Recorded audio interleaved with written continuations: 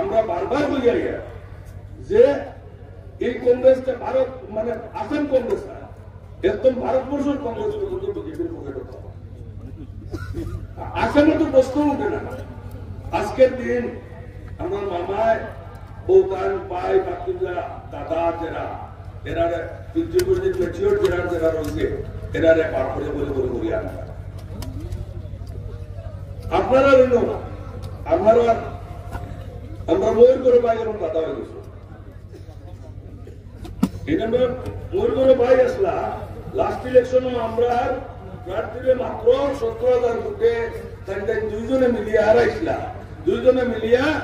1 লাখের মতো ভোট টানিছিলা টানাইছিলা, যার জন্য আমরা প্রার্থী হারিয়েছি মাত্র 17,000 ভোটে। এবার একটা সিন আপনার সামনে দেখিয়া যে ইনশাল্লাহ আমরা দাবি করে করতে পারবো যে এই সিট আমরা শুরু দিয়েছি,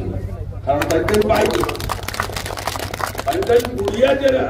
একটা ক্লিয়ার একটা জিনিস,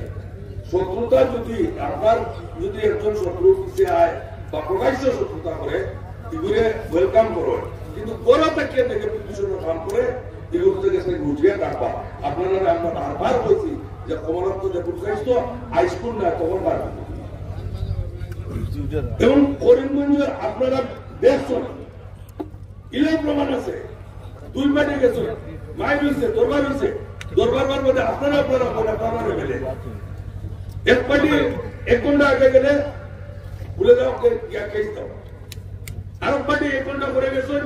যাওয়ার পরে কি হয়েছে ও পার্টিটাও পাঠান দিয়েছে কেস, আবার ওসিরে হচ্ছে যাহা মানুষ তার বলে আপনারা দিন গেছে। আমি তার মধ্যে বিচারও মানে একটা ইয়োর বিষয়ে আমার গোয়া পড়ে গেছিল, ও তার লোক আমার একটা হয়েছে। যাই হোক এটা আমার আপনাদের কাছে ক্লিয়ার হয়ে গেল। আমার বিনম্র অনুরোধ একটা থাকবো যে ভোট যেন একটা নষ্ট না হয়,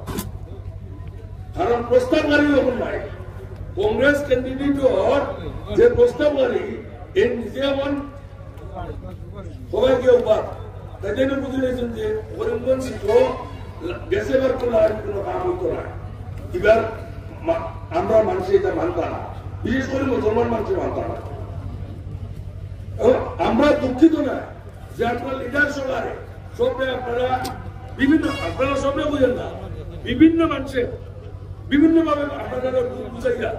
বিভিন্ন বলে গালিগালাজ করাই আপনারা দুষিয়েন না, কিন্তু আপনারা অহান বুঝা যে 3 মাস 4 মাসের মধ্যে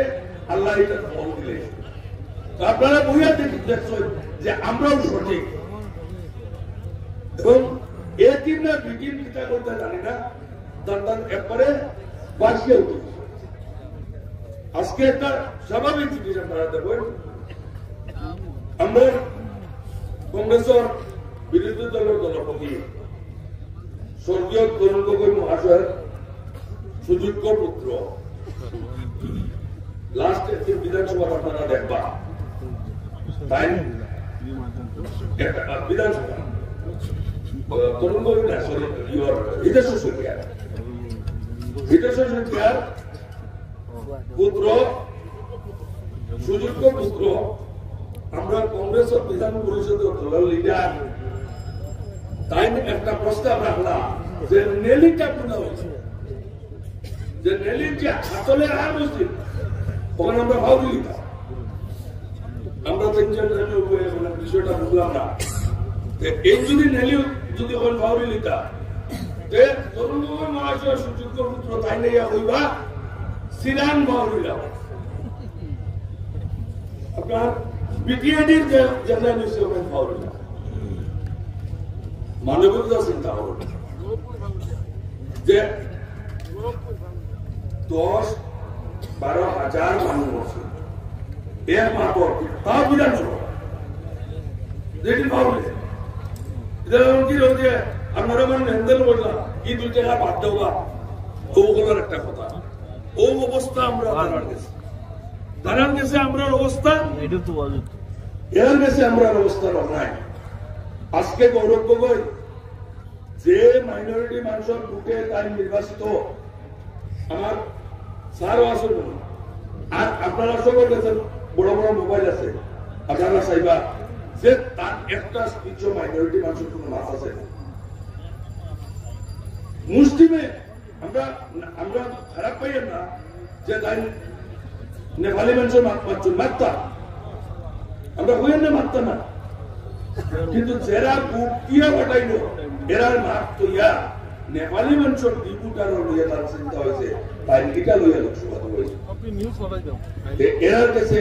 আমরা এই সব করল আজকে